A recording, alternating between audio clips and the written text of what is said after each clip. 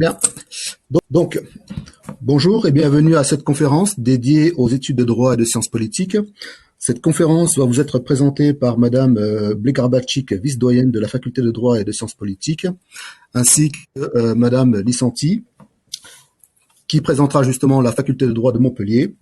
Par la suite, nous aurons la présentation de la filière de droit par Madame Danick, responsable de la licence de droit de l'Université de Nîmes. Et dans un deuxième temps, nous aborderons les études de sciences politiques par le biais de Monsieur Alexandre Désé, maître de conférence en sciences politiques et co-directeur du département de sciences politiques.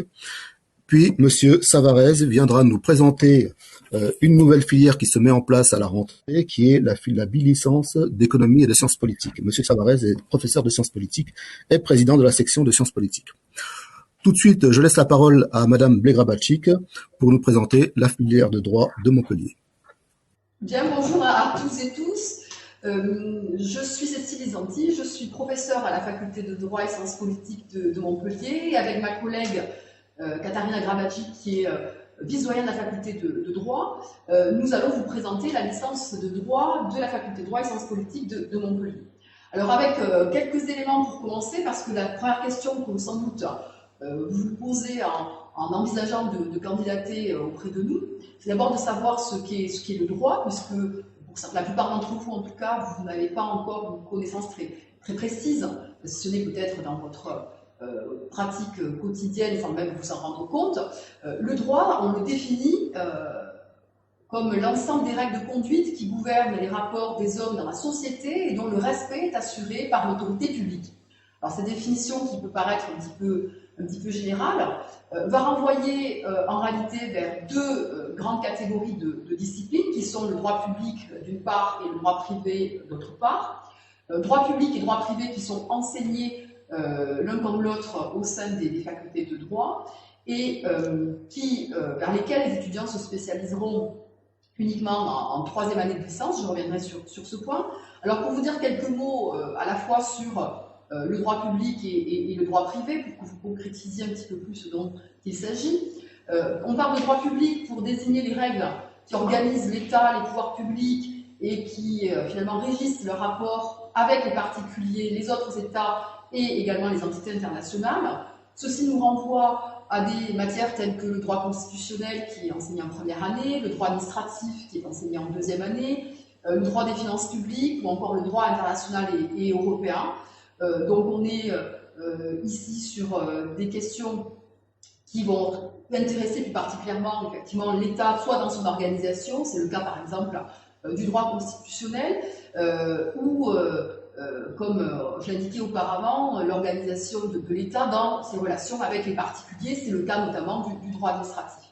Alors pour le droit privé, nous sommes ici sur toujours un ensemble de règles juridiques, mais qui va s'appliquer cette fois aux personnes privées, c'est-à-dire aux individus comme vous et moi, qu'on appelle des personnes physiques en droit, et également ce qu'on appelle les personnes morales, qui seraient des sociétés ou des associations, par exemple, qui relèvent de matières telles que le droit civil, le droit commercial, le droit des sociétés, ou encore le droit pénal, qui est une matière qui est souvent très visible pour le grand public. C'est notamment dans toutes ces matières que l'on va s'intéresser au droit du divorce, au droit du mariage, au droit des incapacités, succession, régimes matrimoniaux ou encore droit des contrats, et la liste évidemment serait encore bien longue. Donc voilà pour ce premier aperçu. Pour poursuivre et vous expliquer peut-être comment sont construites les études de droit, donc licence 1, licence 2, donc les deux premières années qui sont communes, on va dire, les enseignements sont identiques. Vous pouvez avoir des variantes sur vos travaux dirigés, mais les matières enseignées sont les mêmes pour tous les étudiants. Licence 3, qui est ensuite une année où les étudiants peuvent s'orienter, comme je l'indiquais auparavant, plutôt vers le droit privé, public, pardonnez-moi. Également des licences professionnelles, par exemple le métier du notariat, pour ne citer qu'un exemple. Et à l'issue de ces 3 années de droit, qui vont se succéder, avec donc cette petite spécialisation en 3e année, les étudiants sont ensuite, à l'issue d'une sélection, qui leur permettra d'accéder aux différents masters en droit.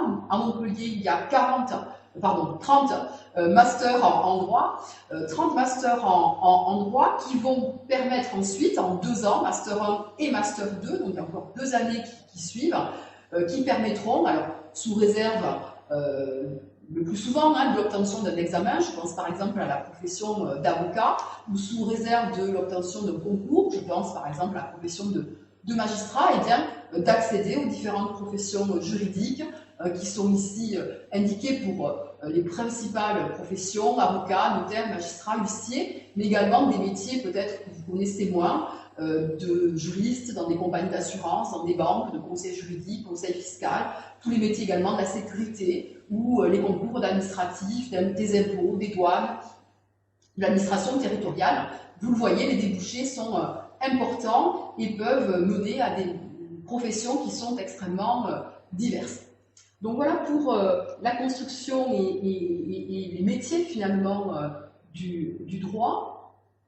Alors je passe la parole à Madame Visdoyen qui va maintenant vous présenter de manière beaucoup plus structurée l'organisation de la licence.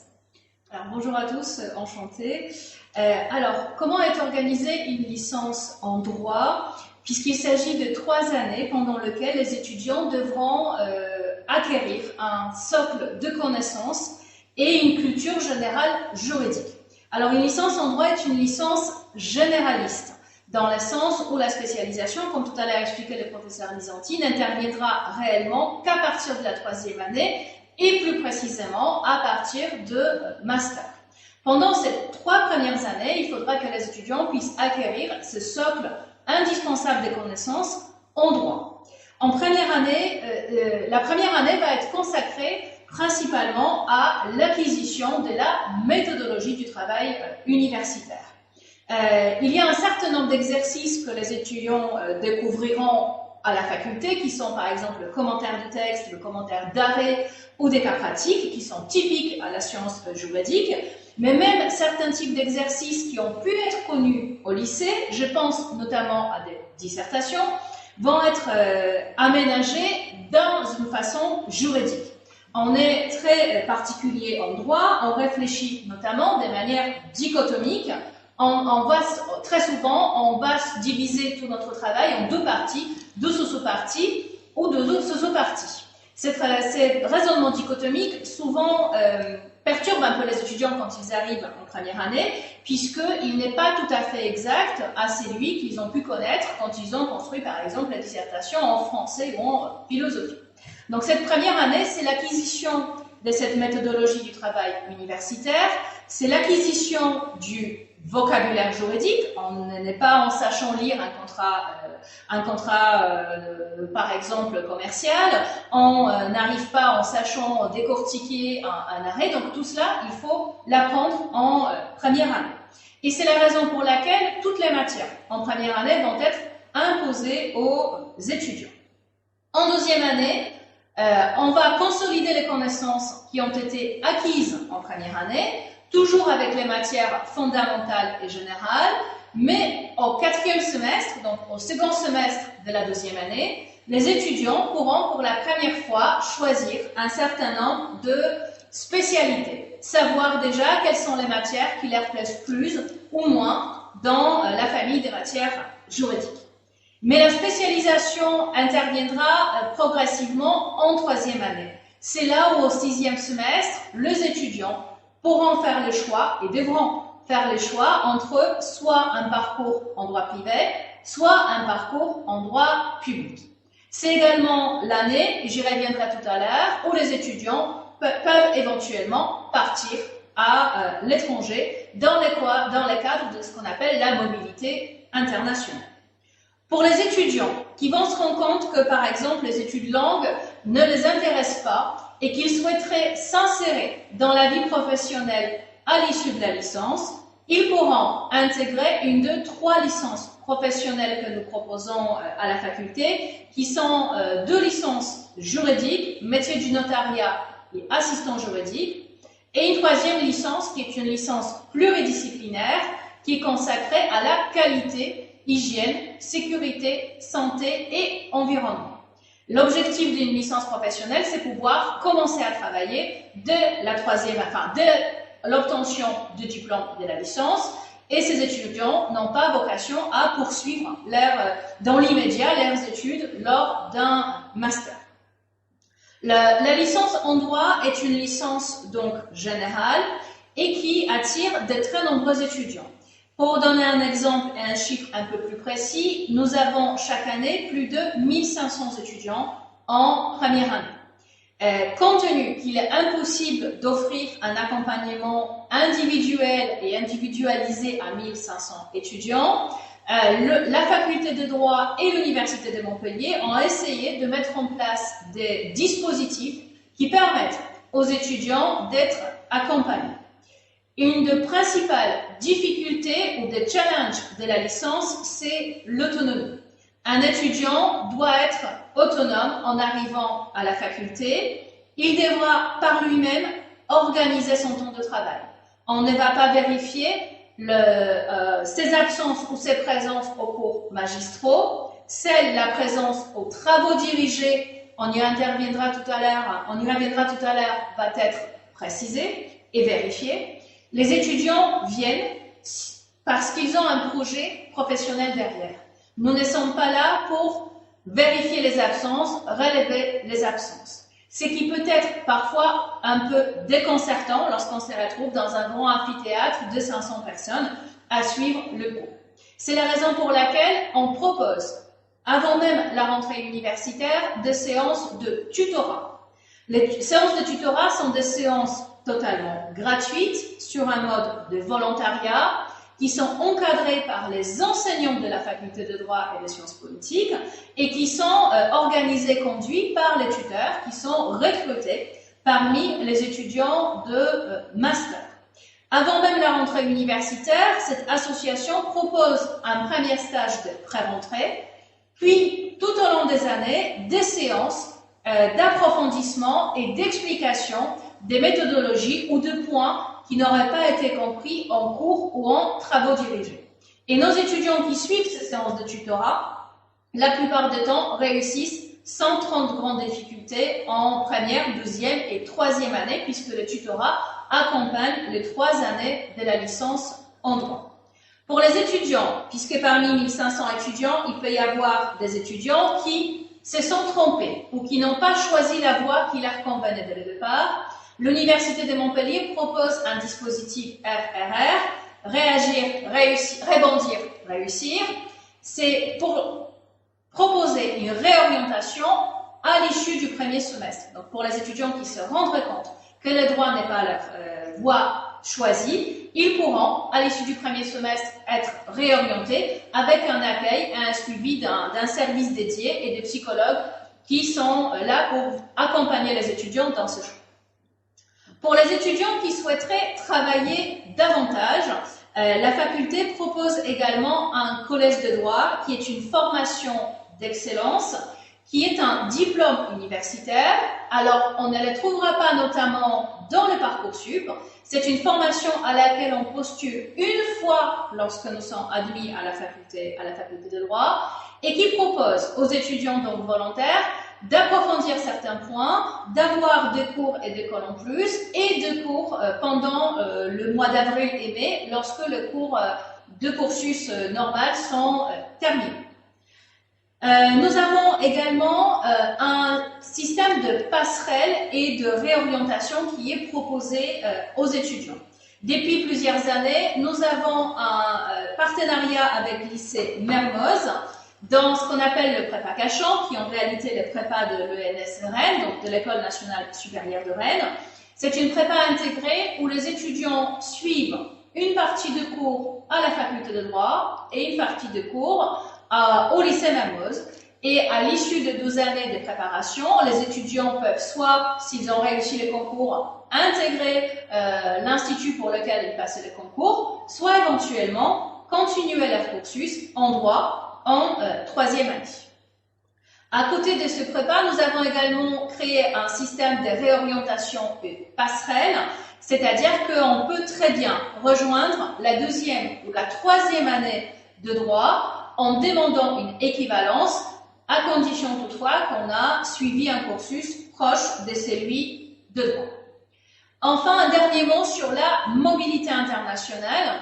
À partir de la 3e année, les étudiants peuvent partir à l'étranger. C'est un départ qui est intégré totalement dans leur cursus, c'est-à-dire que s'ils partent en 3e année et s'ils valident cette 3e année à l'étranger, cela vaut la validation de la 3e année comme s'ils étaient restés en France et à Montpellier.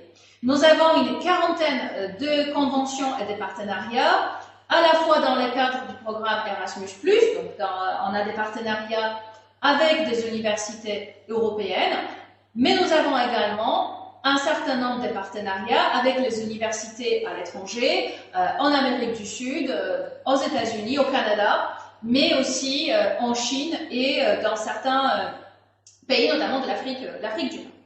Donc, les étudiants ont cette possibilité.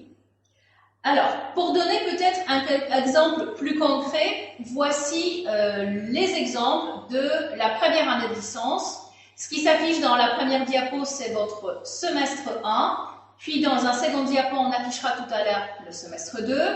Voilà les matières que les étudiants suivent en arrivant à la rentrée universitaire, donc au mois de septembre, qui sont des matières donc, fondamentales, introduction au droit, droit constitutionnel général, introduction historique au droit et organisation juridictionnelle et principes fondamentaux du procès. Tous ces yeux introductifs permettent aux étudiants d'avoir une approche à la fois historique, mais aussi cette acquisition du vocabulaire et des significations de certains termes juridiques. Un bon juriste, c'est aussi un juriste qui s'intéresse à son monde contemporain. C'est la raison pour laquelle nos étudiants suivent les cours de relations internationales et d'introduction à la science politique, dont les collègues tout à l'heure vous présenteront beaucoup plus en détail. En second semestre de la licence, vous avez également les matières. Cette fois-ci, on entre plus dans les vifs du droit contemporain, puisqu'il s'agit du droit civil, c'est le droit consacré au droit de la personne et de la famille, ou le droit constitutionnel de la Ve République, et puis un volet sur les institutions, à la fois les institutions françaises et à la fois les institutions européennes. Depuis 3 ans, nous avons également à la faculté de droit et des sciences politiques un parcours Élan L1 qui est principalement destiné à des étudiants qui ont suivi un cursus technologique ou professionnel au lycée, mais qui souhaitent toutefois suivre les études de droit. Ces parcours prévoient un étalement de la licence en 4 ans, donc pas en 3 mais en 4 ans, pour permettre à ces étudiants d'acquérir les informations et les connaissances fondamentales qu'ils n'ont pas pu acquérir au lycée puisqu'ils suivaient un cursus qui était à vocation technologique ou professionnelle.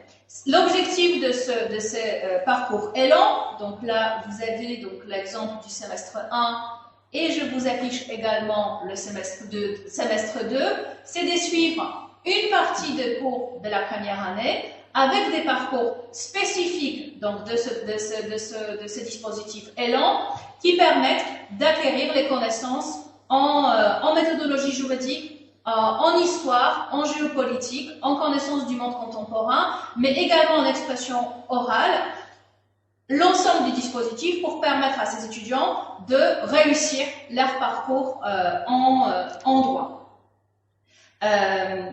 Enfin, depuis l'année dernière, nous avons un nouveau dispositif de licence qui est celui d'une licence avec accès aux études de santé, dite la licence LAS.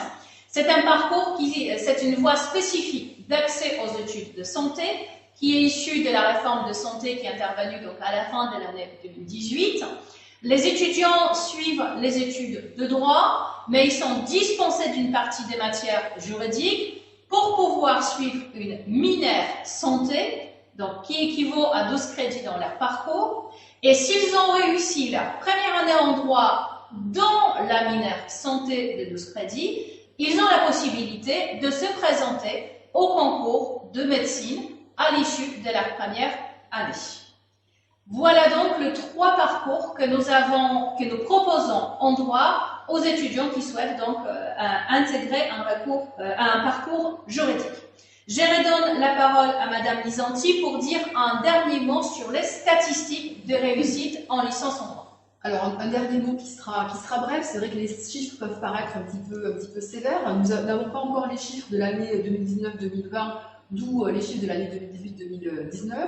Donc, vous avez presque près de 900 étudiants qui étaient inscrits en droit, avec une large majorité titulaire d'un baccalauréat général. Et les résultats d'admission en L2 peuvent paraître relativement minces, puisque seulement 227 étudiants ont accédé en deuxième année. Ce pourcentage de réussite, effectivement, si on l'analyse de près, on pourrait penser que les chances de réussite sont bien minces. En réalité, ce chiffre, il faut le prendre un petit peu avec...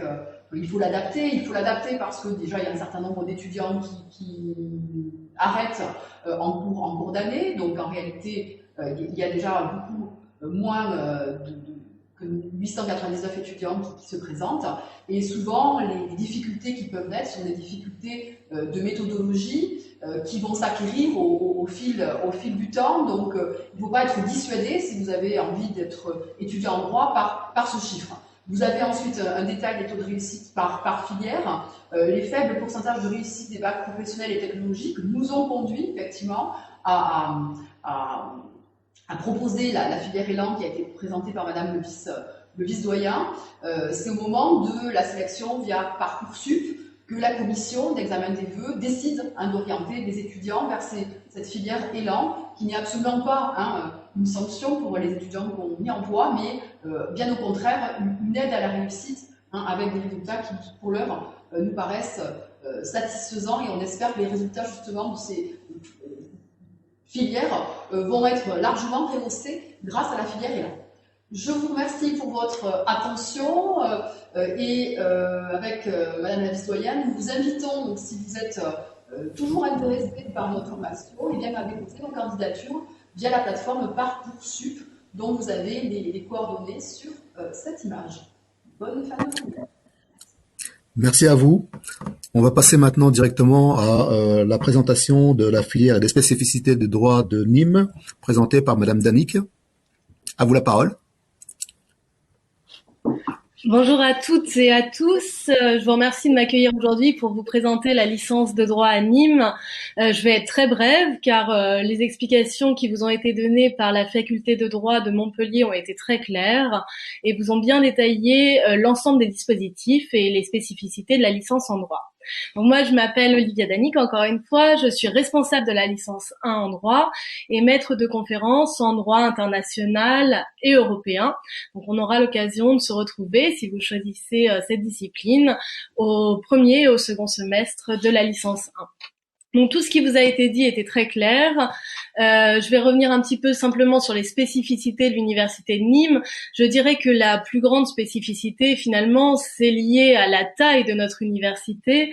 On vous l'a dit, l'université de Montpellier compte environ 900 étudiants en première année. L'université de Nîmes compte en tout 4500 étudiants. Et pour la première année de droit, on est aux alentours de 500-550 étudiants. Donc on est vraiment sur des chiffres très différents, ce qui fait aussi notre spécificité parce que vous aurez une petite équipe enseignante qui sera là pour vous suivre chaque année. Alors ne vous mettez pas à dos vos professeurs car vous les retrouverez pendant 5 ans a priori et c'est aussi ce qui fait notre intérêt. On est là pour vous suivre et pour vous aiguiller au mieux de nos possibilités avec à l'université de Nîmes également des dispositifs d'aide à la réussite, car c'est vrai que les études de droit ne sont pas faciles. Essentiellement, je dirais pour 2 raisons. La première est liée au fait que on choisit les études de droit sans trop savoir ce en quoi consiste le droit, ce qui est toujours un peu particulier et ce qui justifie aussi les faibles taux de réussite en licence 1. Comme on vous l'a dit, on a beaucoup d'abandon d'étudiants qui se rendent compte que ce n'est pas tout à fait ce qui les intéressait. Et je pense que c'est vraiment là une des difficultés. Personnellement, j'ai commencé à m'intéresser au droit à partir de ma maîtrise On appelait ça la maîtrise à l'époque, donc à partir de ma 4e année. Donc pour vous dire que ce sont des études qui peuvent être un petit peu difficiles d'accès. L'autre difficulté, c'est justement lié au fait que ce sont des études qui sont souvent longues et on va dire semées d'embûches, dans le sens où ce n'est pas parce que vous réussissez chacune de vos années que votre avenir professionnel est assuré. Alors il y a beaucoup de débouchés en droit, mais ce sont des débouchés qui sont souvent difficiles d'accès, avec des examens, on vous l'a dit, comme pour la profession d'avocat, voire des concours comme les concours administratifs ou les concours pour devenir magistrat. Donc c'est aussi l'une des difficultés, et c'est pour cette raison que l'université de Nîmes propose, comme l'université de Montpellier, des licences professionnelles. Alors, nous avons 4 licences professionnelles destinées aux étudiants en droit ou en AES, en administration économique et sociale. Une que je dirige et que j'apprécie tout particulièrement, c'est celle d'agent de recherche privé. Si vous souhaitez devenir détective privé, venez à Nîmes. Mais nous avons aussi une licence professionnelle de chargé de clientèle en assurance, de métier du notariat, donc comme Montpellier, ou de management durable des organisations.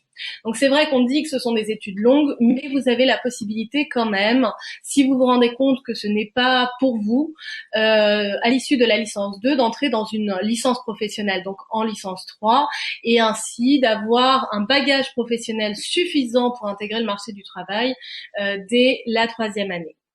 Nous proposons également, comme l'université de Montpellier, donc des parcours plus longs, plus classiques, avec une licence donc en 3 ans, la possibilité de choisir à l'issue donc de la 2e année un parcours plus en droit public ou en droit privé en 3e année, en licence 3, et 2 masters. Alors on en reste à 2 masters proposés à l'université de Nîmes, qui sont des masters assez généralistes.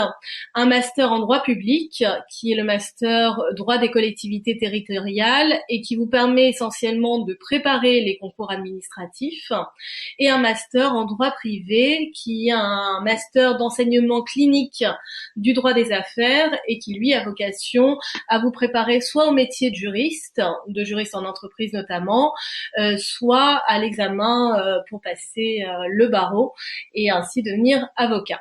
Donc on a une offre de formation qui vous permet donc soit des études courtes, soit des études longues, donc une offre de formation assez large, tout en ayant un nombre d'étudiants qui est relativement faible. Et sachez-le, même si peu se destinent à ces carrières, que à l'issue du master, vous avez même la possibilité de faire un doctorat à l'université de Nîmes si vous souhaitez vous lancer dans la recherche ou dans l'enseignement plus tard. L'autre particularité de l'université de Nîmes est que justement on insiste pour que vos études soient des études professionnalisantes.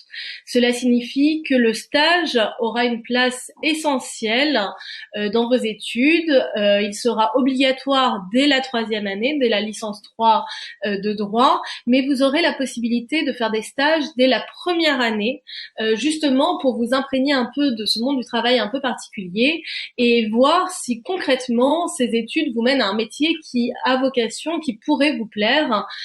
Donc c'est aussi l'un des intérêts de l'université de Nîmes. Pour revenir donc sur les difficultés, on vous l'a dit, la qualité principale qu'on attend des étudiants qui arrivent en 1re année, c'est bien l'autonomie. Vous devez pouvoir vous débrouiller tout seul. On est certes là au maximum de nos capacités pour vous aider, mais on ne pourra pas être derrière vous, on ne pourra pas vérifier votre assiduité en cours, et d'ailleurs ce n'est pas l'objet. Vous pouvez très bien, et vu le contexte actuel, suivre les cours à distance ou suivre les cours sur des manuels. Ce n'est pas idéal, mais malheureusement on y est contraint. Donc on demande beaucoup d'autonomie et tout en essayant quand même de vous encadrer et de vous aider à faire la transition entre le lycée et l'université. Et c'est l'un des dispositifs principaux à Nîmes, à savoir le recours au tutorat. Donc le tutorat, on vous l'a dit, ce sont des étudiants étudiants essentiellement de master, donc de 4e ou 5e année en droit, qui sont là pour vous aiguiller, pour vous inculquer la méthodologie, pour compléter ce qu'on a pu vous dire en cours de façon un peu magistrale, et pour ainsi vous aider à acquérir cette méthode très particulière du juriste. Donc à l'université de Nîmes, pour vous donner un exemple, on a donc environ 500 étudiants en première année. On avait 6 tuteurs au premier semestre. Au second semestre, on a décidé d'investir massivement dans ce dispositif et on aura un tuteur pour 10 étudiants. Alors c'est un dispositif qui est très intéressant, qui a vocation vraiment à vous aider, mais ce qu'on constate finalement, c'est que c'est un dispositif qui est assez peu utilisé. Pourquoi ? Parce que il est fondé sur le volontariat des étudiants et il est dommage que peu d'étudiants y aient recours de façon systématique. Souvent, on voit que les tuteurs sont davantage sollicités à l'approche des examens et c'est souvent trop tard. Donc vraiment, je vous conseillerais, si vous décidez de poursuivre en droit, de profiter de tous les dispositifs qu'on met en place pour vous aider tout au long du semestre, ce qui signifie aussi dès le début intégrer ce milieu un petit peu particulier, encore une fois sachant qu'on est à votre disposition pour vous aider. L'université de Nîmes propose, le cas échéant, si vous vous sentez en difficulté, également des possibilités de réorientation. Donc à l'issue du premier semestre, on a une campagne d'ouverture qui commence en novembre et qui finit mi-décembre. Et vous pouvez ainsi, si vous vous rendez compte que ce n'est pas fait pour vous, vous réorienter dans un autre domaine de votre choix. Enfin, je voudrais ajouter un petit mot sur le contexte un peu particulier auquel nous sommes confrontés, pour vous dire que on espère sincèrement que on va revenir à des cours en présentiel le plus vite possible et à un enseignement normal. Mais si malheureusement on devait maintenir ces conditions particulières, l'université de Nîmes a également investi massivement dans des dispositifs de soutien, tant un soutien pédagogique qu'un soutien psychologique ou qu'un accompagnement de la part de professionnels. Et on essaye de faire en sorte que les étudiants, au-delà même de leurs études, puissent avoir une année la plus épanouissante possible, parce que c'est aussi ça, les études, c'est pas que les cours, mais c'est aussi de s'épanouir dans ce qu'on fait et on essaye au maximum. Donc par exemple, on a une grande campagne d'appel où on a appelé tous les étudiants de L1 pour essayer de savoir comment vous alliez, comment vous, futurs étudiants, vous viviez cette situation particulière. Donc c'est vrai que c'est notre objectif. Donc que vous puissiez réussir dans les meilleures conditions possibles et aussi que vous puissiez vous épanouir globalement. Donc je vous remercie. N'hésitez pas à consulter notre site internet, donc Unim, et à m'envoyer des mails si vous avez la moindre question. Mon adresse est olivia.danic@unim.fr. Je vous souhaite bonne chance et bon courage pour la suite. Merci à vous. Je voudrais juste rajouter un petit complément d'information, que ce soit aussi bien pour l'université de Montpellier que pour l'université de Nîmes. Souvent, les étudiants vont jeter un coup d'œil sur les sites et regardent un petit peu les masters qui sont proposés par l'université. Il faut savoir que la licence 3, que ce soit sur Nîmes ou que ce soit sur Montpellier, ouvre tant la possibilité de postuler sur les masters de l'université, mais il y a bien d'autres masters qui leur sont ouverts dans d'autres universités et même dans d'autres filières, que ce soit aussi bien dans le domaine de la communication que les écoles de journalisme, que pourquoi pas quelquefois certains masters dans le domaine du management, c'est aussi une possibilité, voire éventuellement aussi certains masters en 4e année, en master 1 de sciences politiques, ce qui me donne la transition toute trouvée pour laisser la parole à Monsieur Dézé, maître de conférence en sciences politiques. Monsieur Dézé, la parole est à vous. Merci beaucoup. Bonjour à toutes et à tous. Donc, je suis ravi de vous retrouver pour ce salon d'enseignement virtuel. Je vais avoir pour mission de vous présenter le département de sciences politiques très rapidement, qui est l'instance en fait qui s'occupe de la science politique à la faculté de droit et de sciences politiques et qui est copilotée notamment avec la section de sciences politiques qui est présidée par mon collègue Eric Savarez, qui va vous présenter une nouvelle formation qui va ouvrir à la rentrée prochaine. Et moi, je vous dirais plus spécialement par ailleurs un mot de la licence de sciences politiques. Je vais partager tout de suite mon écran. Voilà, mon propos va se structurer autour de 7 points principaux, mais que je vais évoquer très rapidement. d'abord 2-3 mots sur ce que c'est que la science politique, qu'est-ce que le département de sciences politiques. Donc c'est vraiment le nom de l'institution qui s'occupe de la science politique ici à Montpellier, l'offre de formation qu'on propose. Je vous dirais 2-3 mots de la science politique du point de vue de la licence, des attendus pour entrer dans cette licence, pour intégrer le cursus de sciences politiques, et puis je laisserai également quelques informations et contacts si vous souhaitez de plus amples informations. On est évidemment à votre disposition. Alors la science politique, vous connaissez sans doute cette discipline, puisqu'elle est enseignée en terminale, en spécialité au lycée. Elle a apparu en France à la fin du 19e siècle. La date de création qu'on retient, c'est le lancement de l'école libre des sciences politiques, qui est devenue après la Seconde Guerre mondiale Sciences Po Paris. Donc c'était en 1871, mais c'est surtout effectivement à partir de 1945, donc après la Seconde Guerre mondiale, que la science politique va se développer, qu'elle va s'institutionnaliser. Alors autour de Sciences Po Paris, mais on a tort de croire que c'est l'une des principales institutions de formation en sciences politiques. C'est une école généraliste, Sciences Po Paris, comme le sont par ailleurs les IEP de province. La science politique, en fait, elle est principalement enseignée dans les universités, et l'université de Montpellier est un pôle important de formation en sciences politiques. Qu'est-ce qu'on fait en sciences politiques? Principalement, on étudie le gouvernement des sociétés, qu'on va définir ou entendre ici au sens large. Ça regroupe tout à la fois les acteurs politiques, les partis politiques dont on parle quotidiennement dans les médias, les professionnels de la politique, les électeurs. Les médias, c'est évidemment au cœur d'un certain nombre de questionnements, d'enjeux très actuels, très discutés quotidiennement. Les institutions politiques, c'est quoi le pouvoir, quelles sont les différentes formes de régime politique, c'est quoi un État, comment ça fonctionne. Là encore, on l'a vu cette année avec la pandémie, la question de la place de l'État, du rôle de l'État dans la société a été maintes fois ou encore les politiques publiques, c'est-à-dire toutes les décisions qui sont prises et qui sont mises en œuvre par les acteurs politiques. Alors cette discipline, elle est enseignée ici à Montpellier par le département de sciences politiques, qui est devenu depuis 1999, sa date de création, l'un des principaux pôles d'enseignement et de recherche en sciences politiques du sud de la France. D'abord, c'est une des rares instances universitaires en France qui offre un cursus complet en sciences politiques, de la première année au doctorat, qui regroupe une trentaine d'enseignants-chercheurs, tous spécialisés, qui ont tous fait de longues études en sciences politiques, qui sont passés par la plupart par les IEP ou par Sciences Po, une équipe administrative qui est développée. On a à peu près 400 étudiants inscrits dans le cursus de sciences politiques, ça veut dire une centaine par promo, une centaine en L1, par exemple, une centaine en L2, etc., etc. Et puis, il y a des cours également de sciences politiques qui sont prodigués aux étudiants en droit. On a fait en sorte que le département de sciences politiques, ça soit pas seulement une instance scolaire, mais on a voulu que ce soit également une instance de vie universitaire. On accorde et on soutient, on accorde beaucoup d'importance et on soutient toutes les actions qui sont menées par le BDE, c'est le bureau des étudiants, qui organise chaque année toute une série d'événements en contexte normal, évidemment. On soutient les projets collectifs, on organise aussi des moments un peu de détente, des tournois sportifs, des soirées d'intégration, des galas, des cérémonies de remise de diplômes. Bref, le département, c'est un endroit où on vit ses études, et pas seulement un endroit où on fait des études. Notre offre de formation, c'est la suivante.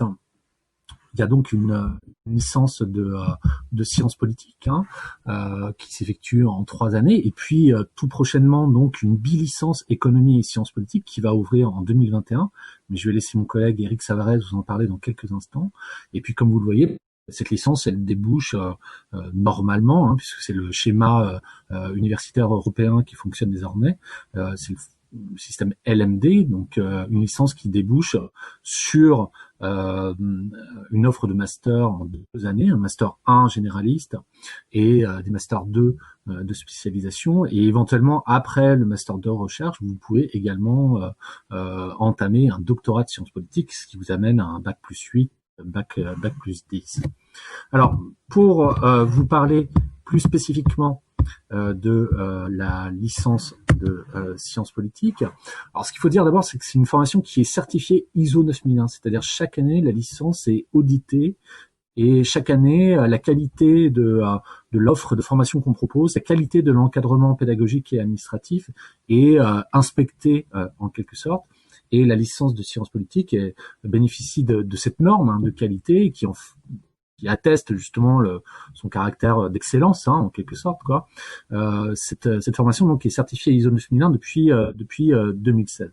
L'idée, c'est de vous permettre de mieux comprendre, évidemment, le monde qui nous entoure, pour mieux y interagir plus tard. Donc, ce qu'on vous propose, c'est d'acquérir l'ensemble des connaissances qui sont nécessaires à l'analyse de la politique selon une logique de progression. On a des enseignements généralistes en première année et pluridisciplinaires. On a parlé tout à l'heure, mes collègues ont parlé tout à l'heure de l'offre de formation en droit à Montpellier et à Nîmes. Eh bien, les étudiants de sciences politiques suivent également des cours de droit, mais également de sciences sociales, de sociologie, d'économie, de philosophie, d'informatique, de langue, etc., quoi. Et puis, à l'issue de cette première année, on vous offre des enseignements un peu plus consolidés, d'abord donc en L2 et ensuite spécialisés en L3. Là, on rentre vraiment dans les thématiques spécifiques de la science politique. Ça va de la communication politique, par exemple, à la sociologie des mouvements sociaux, en passant par l'analyse des différents régimes politiques, l'analyse et l'évaluation des politiques publiques, mais également les relations internationales, l'économie politique, etc., etc. Vous pourrez également bénéficier à l'issue de cette formation d'une solide culture générale, si importante dans les concours. On fait en sorte que vous consolidiez également vos compétences rédactionnelles et orales. Il y a beaucoup de travaux écrits et oraux à réaliser en licence. On va vous former à toute une série d'outils méthodologiques que vous allez pouvoir mobiliser un petit peu plus tard. Par exemple, l'analyse quantitative sur différents types de logiciels comme Sphinx, comme SPSS. Et puis surtout, on a vocation à préparer votre insertion sur le marché du travail. On a la chance en sciences politiques de bénéficier de petites promotions, une centaine d'étudiants, comme je le disais tout à l'heure, par année. Ça signifie qu'on travaille au plus près de nos étudiants, qu'on a les moyens de leur proposer des modules d'accompagnement individualisé, carrément. On suit les étudiants au cas par cas dans leurs études. On les reçoit régulièrement dans nos bureaux pour faire le point avec eux, pour savoir où ils en sont en quelque sorte. On a mis en place par ailleurs des modules justement d'insertion, d'accompagnement à chaque semestre de la licence. Ça fait 6 modules d'accompagnement qui vont de la facilitation de l'entrée à l'université en première année jusqu'à la définition du projet professionnel en troisième année. Et puis on bénéficie également d'une équipe de tuteurs, tuteur de droit et de sciences politiques, qui est absolument formidable, qui fait un très gros travail, là encore une fois, auprès des étudiants pour les aider à surmonter les difficultés qu'ils peuvent rencontrer dans leur vie universitaire et notamment dans la réalisation des travaux qui leur sont demandés. Avec la licence, il y a différents débouchés qui vous sont proposés. Vous pouvez aller passer des concours, concours d'administration, concours dans les IEP, Sciences Po, dans les écoles de communication ou de journalisme. Vous pouvez directement vous intégrer sur le marché du travail, mais c'est vrai que ça devient de plus en plus rare, de plus en plus d'étudiants poursuivent leurs études après la licence. En sciences politiques, c'est plus de 9 étudiants sur 10.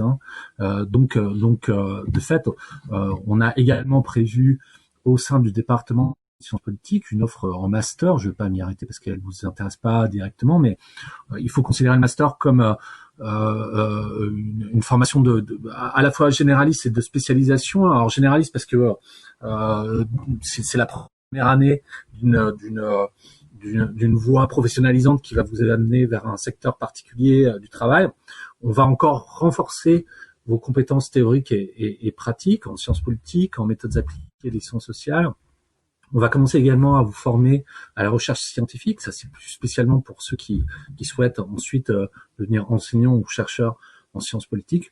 Ou encore une fois, on vous prépare à l'entrée du marché du travail. Concrètement, les débouchés à l'issue du master sont à peu près les mêmes. Nous, au département, on propose 3 masters professionnels, métier des études et du conseil pour travailler dans le secteur des instituts de sondage, par exemple, ou d'une boîte de communication ou d'un cabinet d'études. Master métier du journalisme, donc qui forme plus particulièrement au métier de la presse écrite. Et puis master 2 coopération, c'est le M2COP, comme on l'appelle, plus particulièrement travailler par exemple dans les ONG.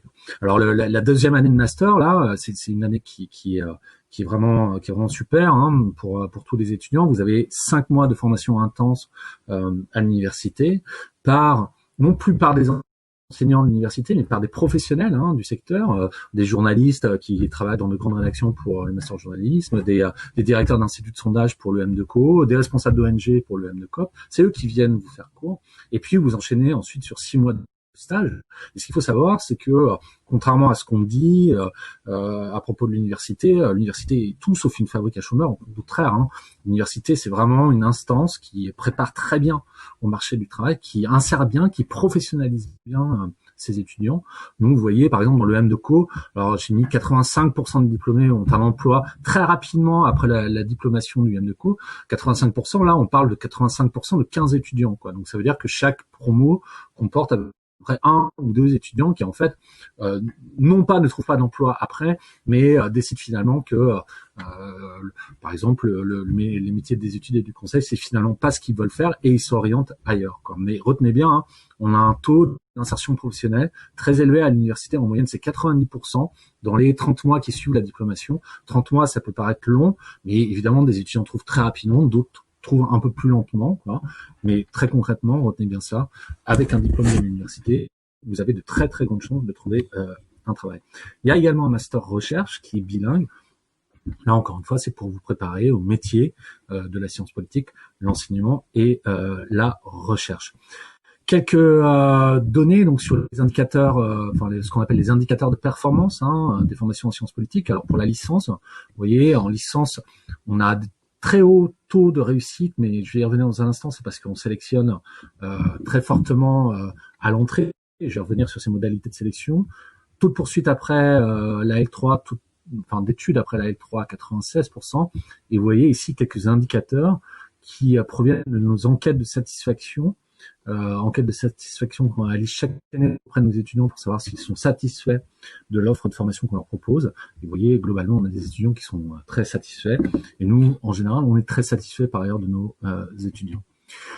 Alors, comment on fait pour rentrer en licence de sciences politiques ? Il y a des attendus qui sont définis, que vous allez retrouver sur le site de Parcoursup. Hein. C'est vraiment j'insiste sur ce point, c'est vraiment une formation exigeante. Hein. Il faut vraiment avoir un bon niveau, voire un très bon niveau en histoire-géographie, en sciences politiques, hein, en sciences économiques et sociales, en philosophie, en langue. Si vous n'avez pas l'intérêt particulier pour la politique, pour le social, pour l'économie, alors la science politique, ça n'est pas fait pour vous et ça n'est pas grave. Vous êtes forcément fait pour quelque chose. Idem si vous rechignez à vous intéresser à l'actualité, si vous aimez pas lire, si vous aimez pas écrire, alors je pense que cette formation n'est pas faite pour vous, et encore une fois, ça n'est pas grave, il y aura d'autres formations. Si vous n'aimez pas le débat, si vous n'aimez pas la réflexion, là, idem, je pense qu'il faut vous abstenir de candidater. On attend de vous beaucoup de travail, on attend de vous beaucoup de sérieux, on attend de vous beaucoup d'implication, et en retour, nous, on fait pareil, on travaille beaucoup, on est sérieux avec vous, et on est très impliqué auprès de vous. Alors, comment on accède concrètement à la licence de sciences politiques? Eh bien, il faut savoir que le nombre de places est très limité.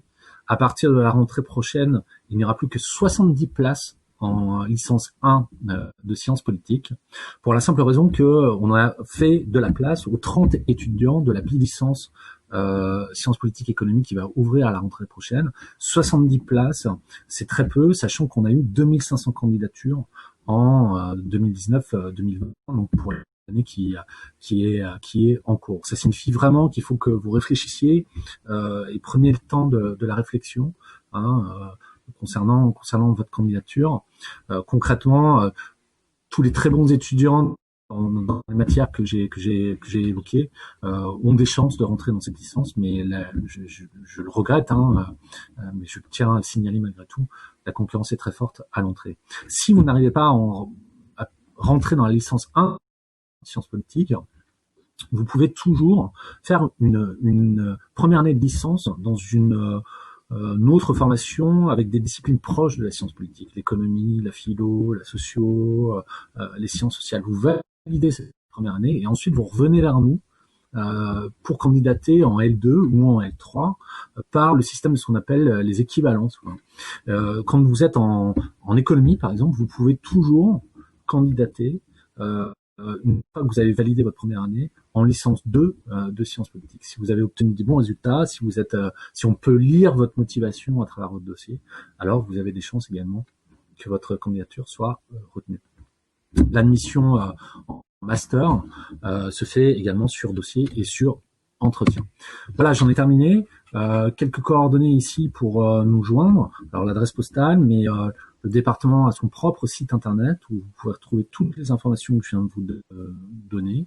On a une page Facebook également. Vous pouvez aller liker la page Facebook et suivre toute l'actualité du département, ou nous écrire à cette adresse département-sciences-politiques-umontpellier.fr et on vous répondra dans les plus brefs délais. N'hésitez pas, encore une fois, si vous avez des questions. Je redonne la parole à Monsieur Laoumi avant qu'il ne la redonne à Monsieur Savarez pour la présentation de la bilicence économie sciences politiques. Je vous remercie pour votre attention et j'espère à bientôt. Merci à vous. Donc, comme vous le dites, nous passons tout de suite à Monsieur Savarez qui va nous présenter cette nouvelle bilicence, toute neuve. Et donc, à vous la parole. Par contre, on vous entend pas. Monsieur Savarez? Alors, je vais partager mon écran. Voilà. Et nous y voilà. Super. Bien, bonjour. Donc, diaporama. Voilà, merci beaucoup. Donc, Éric Savarez, je voudrais donc ici présenter la future, puisque c'est un diplôme qui n'existe pas, bilicence économie sciences politiques, c'est-à-dire une formation qui ouvre à la rentrée prochaine en septembre 2021. Alors, comme c'est une bilicence économie sciences politiques, on a prévu qu'elle soit pédagogiquement co-encadrée.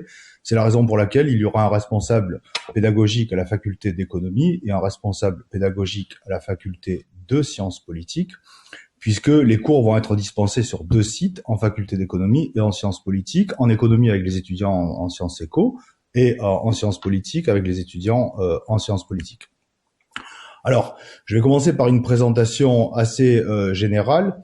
L'objectif d'une bilicence, c'est de permettre d'acquérir une double compétence, puisque c'est une licence qui concerne 2 disciplines, mais évidemment 2 disciplines connexes, puisque ce sont 2 disciplines qui sont dédiées à étudier la régulation de nos sociétés, l'économie et la science politique, la régulation de nos sociétés, notamment par le marché et par l'État, les 2 étant loin d'être aussi peu autonomes que ça. Donc c'est une formation qui est à la fois pluri- et interdisciplinaire. Alors j'insiste là-dessus parce qu'il me semble que c'est fondamental. Pluridisciplinaire parce qu'il y a 2 disciplines. Interdisciplinaire, ce qui me paraît beaucoup plus important, parce que les outils des 2 disciplines proposées, l'économie et la science politique, doivent permettre aux étudiants progressivement de mieux comprendre avec 2 genres disciplinaires les mêmes questions, la santé, l'environnement, l'emploi, liste évidemment non exhaustive, je n'ai mis que quelques exemples, mais il existe des tas de questions dans nos sociétés contemporaines qui peuvent être mieux comprises avec des outils disciplinaires variés, mais encore une fois qui servent à mieux comprendre les mêmes questions.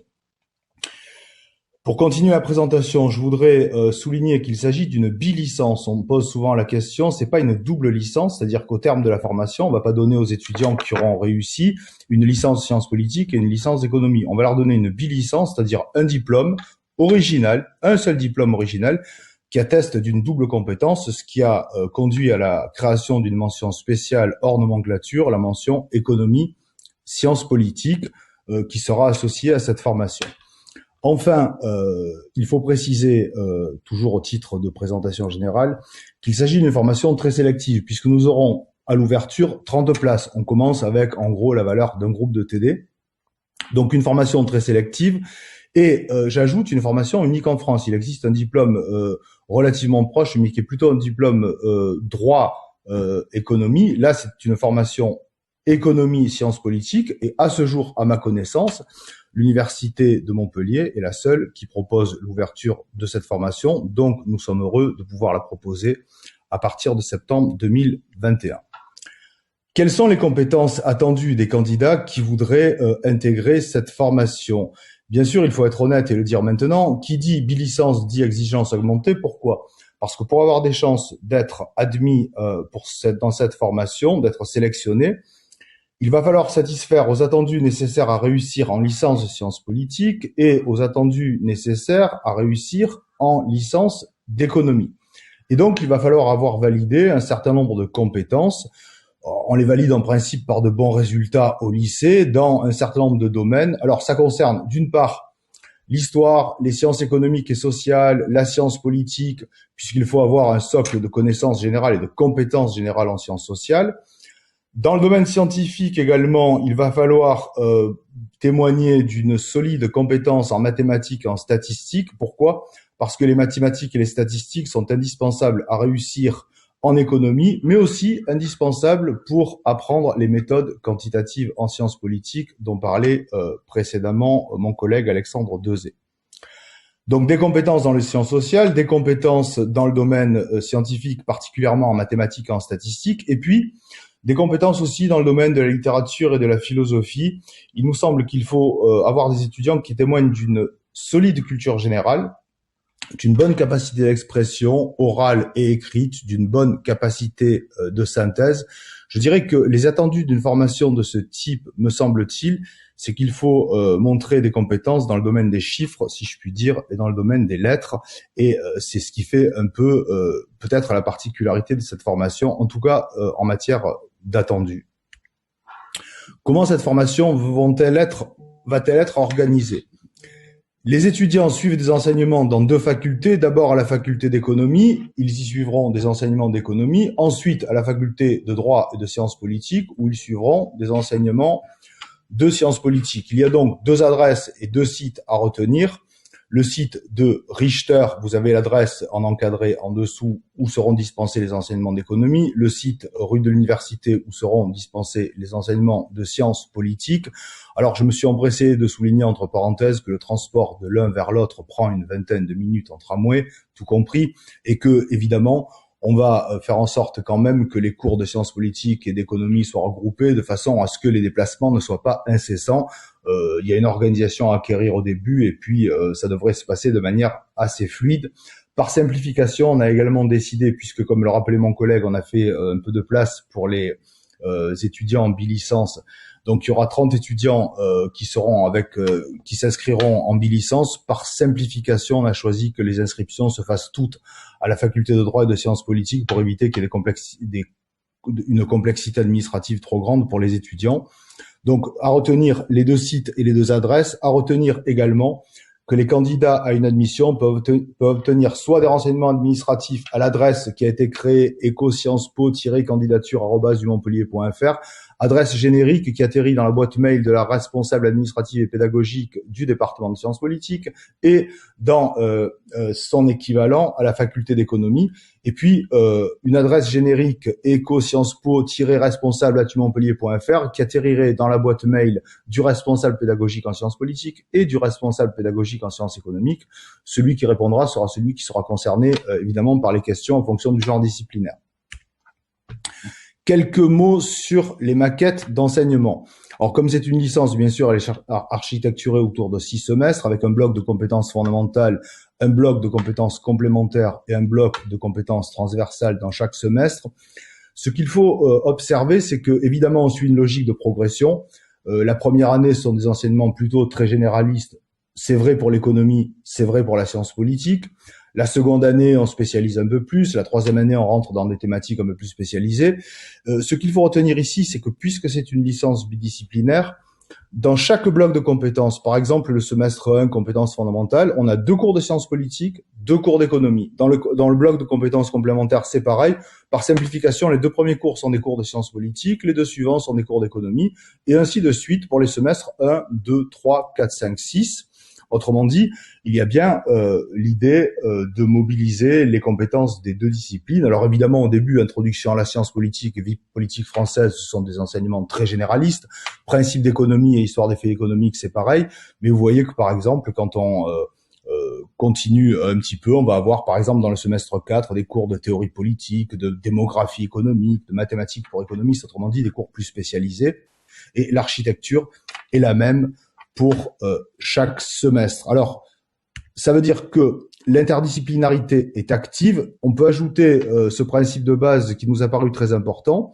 On considère que la validation de la formation, donc au terme de la licence 3, suppose le passage d'un grand oral devant un jury qui sera composé d'économistes et de politistes, et ce grand oral est fait pour vérifier que l'étudiant sait utiliser les outils disciplinaires des deux disciplines enseignées pour traiter des grandes questions qui sont celles de nos sociétés contemporaines, qui sont celles auxquelles sont confrontées nos sociétés contemporaines. Alors on peut ajouter que la formation est exigeante puisque en termes de volume horaire, il faut savoir qu'une bilicence, ça représente à peu près en volume horaire une fois et demie. Là, c'est 40% d'heures de plus qu'une licence classique, mais en gros, une bilicence, c'est toujours autour d'une fois et demie le volume horaire d'une licence classique. Donc, ça veut dire quand même que non seulement il faut des compétences solides pour rentrer, mais ensuite, évidemment, il faut un investissement assez fort dans le travail puisque le nombre d'heures de cours et de TD suivis est un peu plus important que dans une licence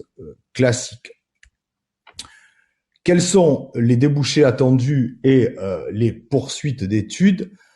Alors, les diplômes sont tous associés à des mentions. Je l'ai dit tout à l'heure, la licence de sciences politiques, elle est associée à la mention sciences politiques. La licence d'économie est associée à la mention économie. Pour créer une double licence, ici, on a créé une nouvelle mention hors nomenclature, la mention économie sciences politiques, ce qui nous permettra peut-être à terme de poursuivre et de créer des masters bidisciplinaires sur des domaines plus spécialisés.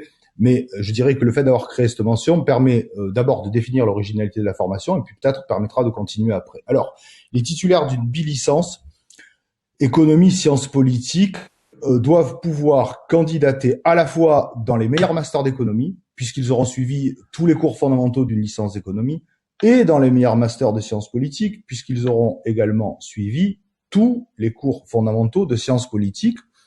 Ils peuvent également candidater à des grandes écoles ou à des formations de master peut-être à venir, c'est-à-dire des masters qui auraient la mention économie, sciences politiques et qui seraient des masters bidisciplinaires. En termes de débouchés, il nous semble que cette licence et à la suite évidemment des masters, puisqu'on ne doute pas que, comme pour les étudiants en sciences politiques, beaucoup choisiront de poursuivre des études en master. Il s'agit de préparer des cadres de la fonction publique ou du secteur privé qui pourraient investir les futurs métiers porteurs dans divers domaines.